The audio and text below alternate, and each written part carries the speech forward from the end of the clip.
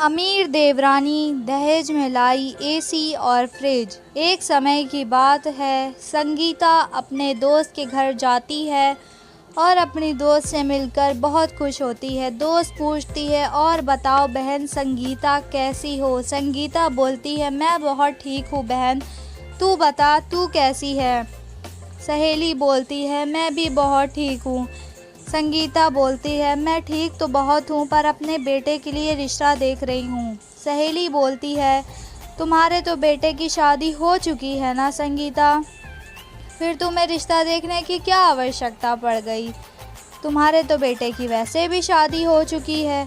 और हाँ, अब जब भी दूसरे बेटे की शादी करूँगी तो मैं भी तुम्हारी तरह दहेज में एसी ज़रूर लूँगी। सहेली बोलती, हाँ क्यों नहीं कविता, मैं तेरे लिए ऐसे ही ससुराल, जहाँ तुम्हें कम से कम एसी तो मिले दहेज में। संगीता बोलती है, हाँ बहन मुझे भी बहुत खुशी होगी अगर दहेज में एसी आएगा तो, वरना तो हमारी हालत गर्मी में बहुत ही बुरी हो जाती है।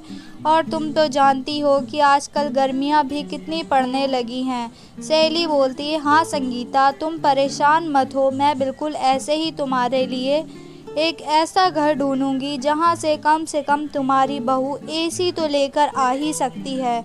कुछ दिन बीतते हैं। संगीता की सहेली संगीता के घर उसके बेटे का रिश्ता लेकर आती है। वो संगीता को लड़की की फ़ोटो दिखाती है और बोलती है, संगीता खुश हो जाओ, मैंने तुम्हारे लिए बिल्कुल वैसी ही लड़की ढूंढी है जो एसी लेकर आएगी दहेज में। संगीता की तो मानो खुशी का ठिकाना ही नहीं होता। ये बात सुनकर संगीता की सहेली घर से चली जाती है और संगीता को भी रिश्ता मंजूर हो जाता है और संगीता बहुत खुश होती है। शादी होती है, बहू घर आ जाती है। बहू घर आते ही संगीता बहुत खुश होती है, उसकी आरती करती है और घर में बहू को लेकर आती है। संगीता बहू से पूछती है, बहू तुम्हें कोई परेशानी तो नहीं हुई? तुम यहाँ अच्छी तो हो ना? संगीता की बहू कविता दहेज में बहुत सारा सामान लेकर आती है, जिसे देखकर संगीता की तो खुशी का ठिकाना ही नहीं होता।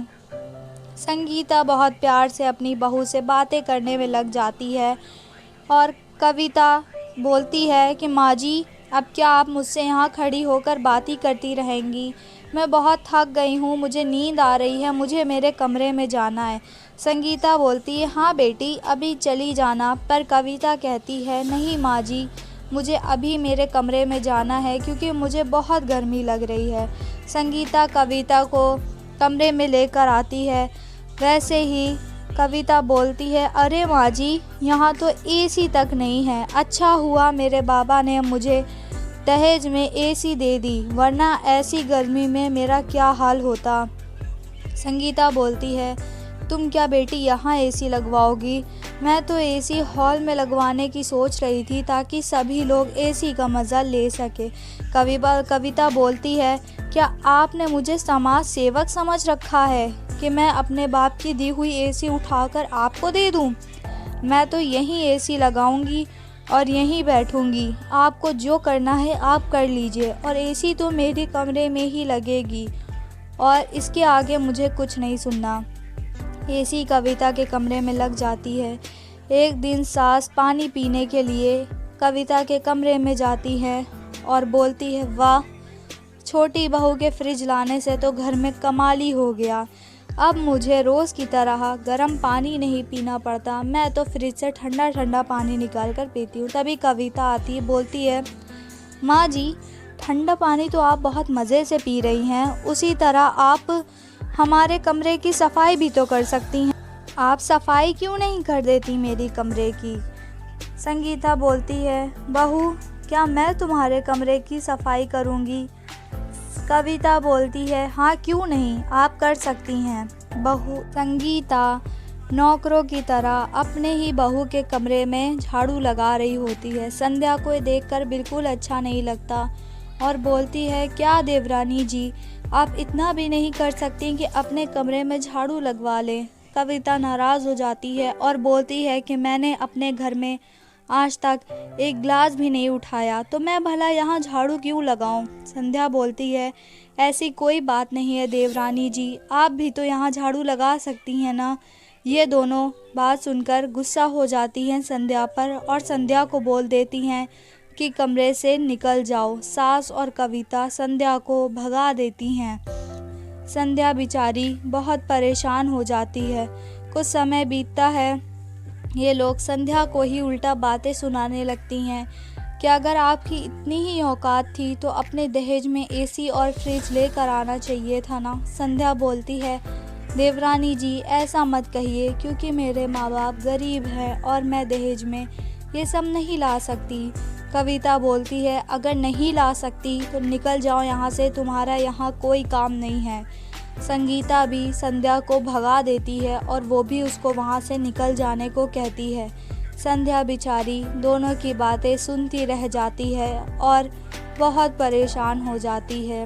दोनों की बातें सुनकर संध्या रोते रोते अपने कमरे में वापस आ जाती है और बोलती है, हे भगवान, पता नहीं क्यों सब गमिया बहुत परेशान हो जाती है और बोलती है, हे भगवान, पता नहीं लोग गरीब और अमीर में ही क्यों भेदभाव करते हैं। कुछ दिन बीतते हैं, कविता कमरे में आती है और अपनी सास को बेड पे लेटा हुआ पाती है।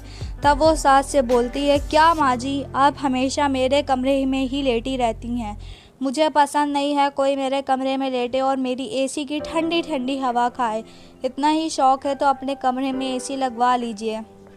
सास बोलती है, बेटी कविता, तुम इतने बड़े कमरे में अकेली क्या करोगी? अगर मैं यहाँ थोड़ी देर लेट जाऊँ तो तुम्हें क्या दिक्कत है? कविता संगीता को कमरे से भगा देती है। संगीता कमरे में बैठी बैठी बहुत परेशान हो जाती है। कुछ दिन बीतते हैं, अब तो कविता किसी को अपने फ्रिज का पानी और एसी के पास तक नहीं आने देती।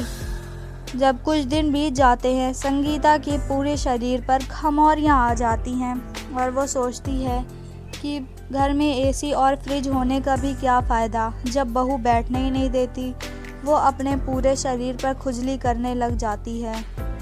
संध्या को ये सब देखकर अच्छा नहीं लगता। वो मन ही मन सोचती है, अगर मेरे पास आज पैसा होता तो मैं अपनी सास के लिए एसी खरीद लाती। मुझे उनकी ऐसी हालत देखी नहीं जाती। संध्या परेशान होकर घर की सफाई करने लगती है और जैसे ही वो कूड़ा फेंकने बाहर जाती है, वैसे ही उसे कूड़े में सिलाई मशीन पड़ी हुई मिलती है। वो सोचती है, अरे इतनी अच्छी सिलाई मशीन किसने फेंक दी भला, लगता है किसी को इसकी ज़रूरत नहीं थी। संध्या सिलाई मशीन को लेकर घर वापस आ जाती है, उसे ठीक कर देती है और सोचती है कि अगर मैं सिलाई करूं तो मुझे पैसे मिलेंगे और उसी पैसों को जोड़कर मैं अपनी माँ जी के कमरे में एसी लगवा लूँगी। संध्या बिल्कुल ऐसे ही करती है। वो कपड़ा सिलाई शुरू कर देती है और सिलाई कर करके जब उसके पास बहुत सारे पैसे जुड़ जाते हैं तो वो एक एसी खरीद कर लाती है और अपनी सास के कमरे में लगवा देती है। यह देखकर सास बहुत उदास हो जाती है और अपने किए गए बर्ताव से संध्या से माफ़ी मांगती हैं और बोलती हैं, बेटी मुझे माफ़ कर दो, मुझे मेरी गलती का पछतावा है। संध्या बोलती है, नहीं माँ जी, आप तो मेरी माँ की तरह हैं, आप बिल्कुल परेशान मत होइए और मैं जल्दी पैसे जोड़कर एक फ्रिज भी घर लेकर आऊँगी। सास बहुत खुश हो जाती है। दिन बीतते हैं, संध्या सिलाई कर करके एक फ्रिज भी घर ले आती है। अब घर के सभी सदस्य उस फ्रिज का फ़ायदा उठाते हैं। धीरे धीरे कविता को भी अपनी गलती का पछतावा होने लगता है। वो संध्या से माफ़ी मांगती है और दोनों हंसी खुशी एक ही घर में एक साथ रहने लगते हैं।